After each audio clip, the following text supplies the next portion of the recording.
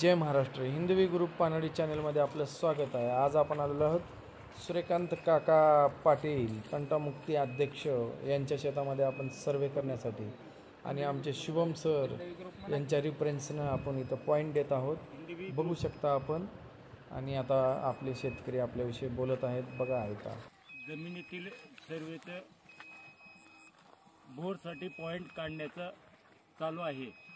तरी आपल्या लातूर जिल्ह्यातील उदगीर तालुक्यातील वलांडीचे वाढवण्याचे हिंदवी ग्रुपचे तायडे साहेब ह्या ठिकाणी बबलू तायडे साहेब ह्या ठिकाणी आपल्याला बोरचा पॉईंट दाखवित आहेत. तरी त्यांनी जपान आणि इंडिया यांच्या कोलॅबोरेशनमध्ये तंत्रज्ञानाच्या आधारे ह्या ठिकाणी आम्हाला मी सूर्यकांत पाटील भादा येथील आमच्या शेतामध्ये हे पॉईंट दाखवत आहेत.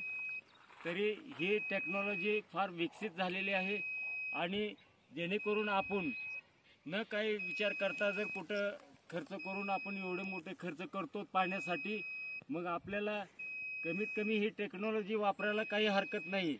जे बी आपण पाण्यासाठी आपण प्रयत्न सर्व शेतकरी करीत आहोत, तर सर्व शेतकऱ्यांनी ह्याचा विचार करून आपण हे टेक्नॉलॉजीचा उपयोग घेऊन जर आपण एखादा पाण्यात बोर किंवा विहीर जर घेत असाल तर नक्की आपल्याला तिथं कुठं तर आपल्याला रिझल्ट चांगला भेटेल आणि आपलं पुढील दृष्टिकोनातून आपल्याला आर्थिकदृष्ट्या फायदेशीर ठरेल.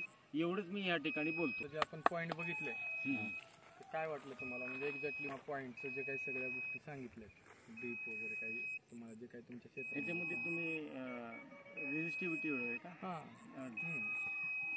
जर आम्ही हे जे मशीन जे आहे ते जपान टेक्नॉलॉजीचे due to resistivity in the depth of the earth ह्या पद्धतीनं ज्या ज्या ठिकाणी आपल्याला जमिनीमध्ये कशा प्रकारे खडक मिळतो, खडक कोणता बेसल्ट रॉक, कुठं हार्ड रॉक आहे का, कुठं मांजरे आहे का, कुठं पोकळी आहे का, ह्या सगळ्या गोष्टी आपल्याला त्या ठिकाणी करेक्ट माहिती मिळते.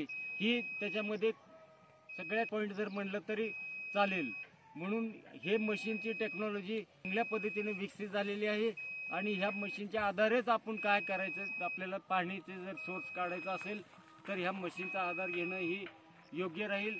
आणि भविष्यात आपण अनार्थ खर्च न करता ह्याची पाहणी करूनच, ह्याचा सर्वे करूनच आपण पुढील दृष्टिकोनातून त्याचा उपयोग घ्यावा ही माझी नम्र विनंती सर्व शेतकरी बांधवांना. मित्रांनो, टेक्निकली शेतकरी, शिकलेला शेतकरी याच्या काळाची गरज आहे, शेतीची गरज आहे.